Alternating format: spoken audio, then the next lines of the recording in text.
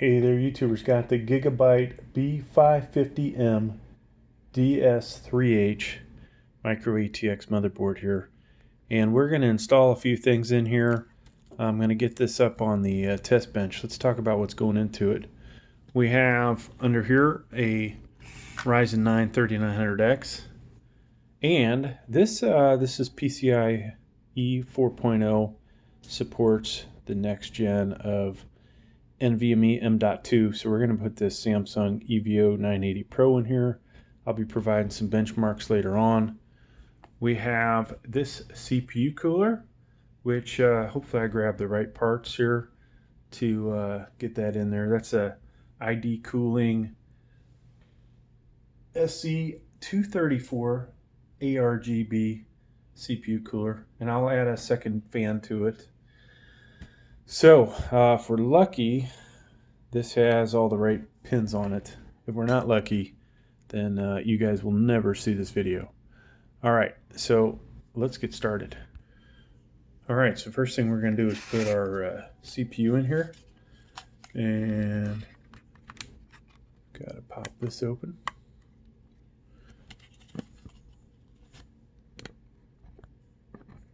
And of course, we're going to have issues with the good old camera mount, folks. Never fails. Alright, let's try it like that.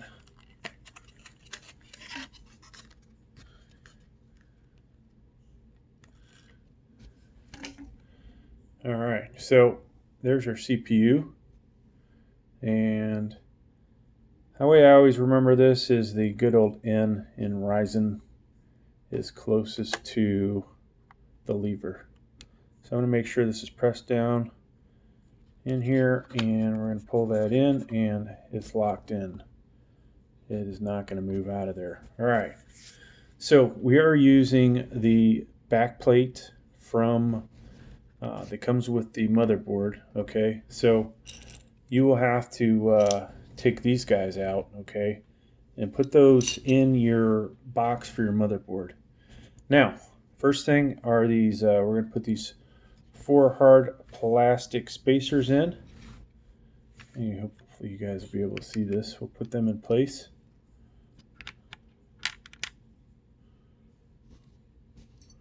And of course, there we go. All right, you guys see that? Maybe I'll back up just a tad. Okay, now the kit comes with 2 brackets. We want this one, okay? And these guys are going to sit on here like so. All right, so you see what angle that's at. And then you need this screw.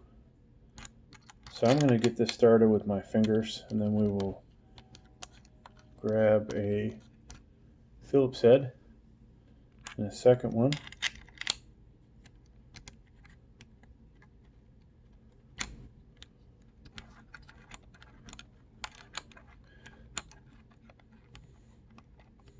So you'll notice on these they have a threaded post on them, and that's going to line up with our CPU cooler.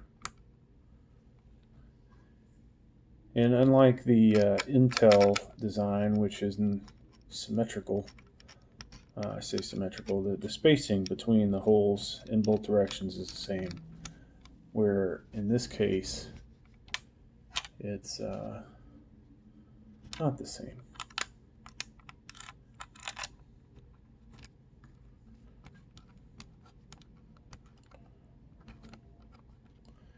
All right, so now we've got our Phillips head. Tighten this down. Now, of course, realize, when you're doing this, some of the parts are not going to get used in your CPU kit or CPU cooler kit.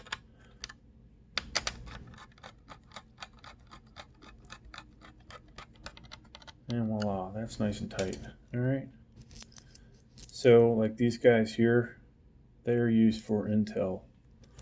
So you'll definitely want to put those aside if you're like me and you use this stuff for Intel or whatever. Okay, so this guy is going to sit down in here just like so. First we need to get some thermal paste though, folks. So let me grab that.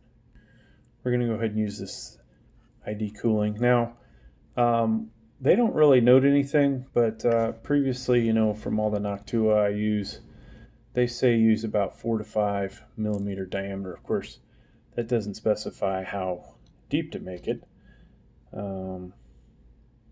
So that's always an interesting, you know, thing there, folks.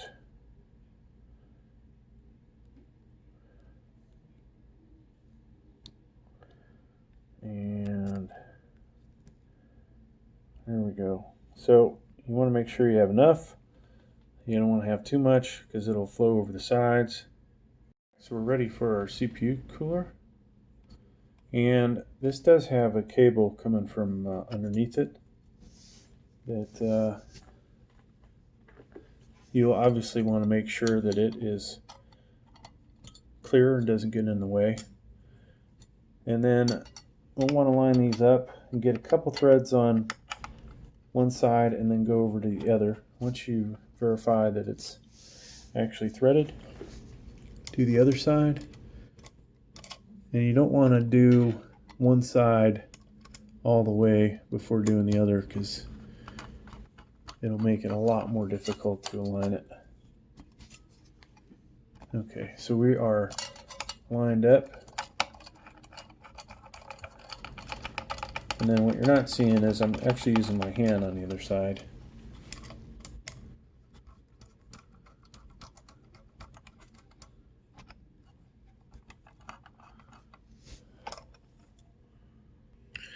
Alright, so one thing that I didn't note, this side is got a little more of a plate shown, and you'll want that near the RAM, okay, because that's where the fan is going to go if you're doing a single fan setup. So now that we have these in, we're going to tighten it all the way down and do the other side.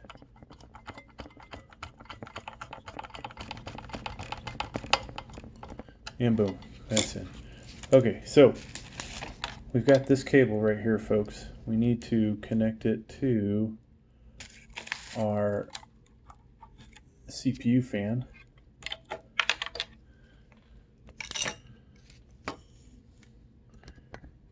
And it has this connector, so we're just gonna pop that in like so.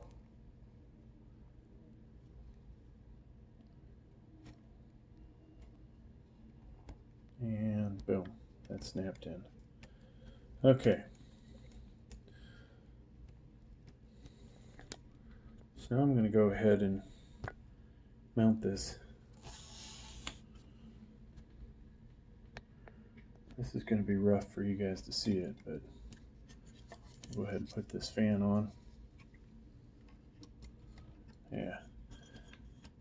So basically, I'm going to pull this to the right and then into the groove, and the same with the other side. So that's done. Now, we try and change this view up so you guys can see the connections that will be made on the motherboard.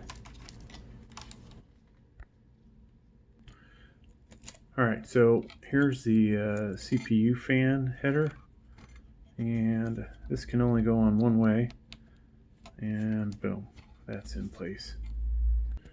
Now this is potentially the closest addressable RGB. So you see that it's missing a pin there and next to that one. That's going to squeeze right in there. And so that is done. And we'll have to do some cable management later, as this is going to get kind of messy.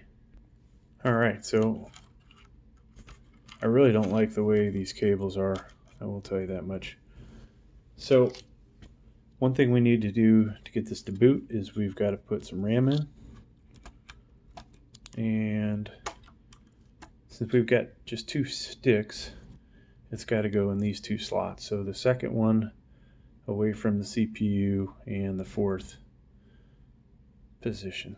And of course, this is not symmetrical, right? So it can only go in one way. You look for the shorter side and line that up with the motherboard.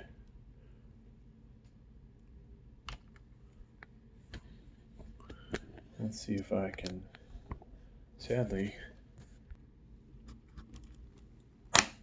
and let's do the second one. It's definitely easier to do that with two hands, folks. And boom. Now for our PCIe 4.0, we've got our 4th gen here, M.2, right? And only one of these is good for that. So I believe it's this position. I'm going to check the instruction manual and verify that. But so here's the user manual, and I'm going to assume it's that one. It doesn't really flat out tell you. All right, so what I need is a M.2 screw here. Fasten this down. And that is in there. So, what else, folks? We've got a RAM. We obviously have to hook this up to a power source. Oh, this is going to need a graphics card because it is not an Intel chip and it's not a AMD that ends in a G. So I use this little gizmo to power these things up on my little make-believe test bench. And so that means that basically this is the power switch. So second row, 3rd and 4th pins is where you plug that in. And all this does is have that little button to turn it on. Now, we need one more thing. I'm going to find a graphics card. All right, I think we'll go with the GTX 16, or excuse me, this is a 1080. GTX 1080. So we want this thing to actually give us some good numbers. Now I'm going to go plug in all my other connectors and get this thing up and running. All right, so what I didn't show you, plugged in HDMI, plugged in keyboard, mouse, the 1x8 for the CPU power connector, 24-pin ATX from the power supply, and 8-pin PCIe for the graphics card. So this thing should be ready to go. All right, so moment of truth. We've got power, and hopefully we'll get something on the screen. Now I already have the operating system installed. And what I don't see, okay, there is the lights for the ARGB CPU cooler.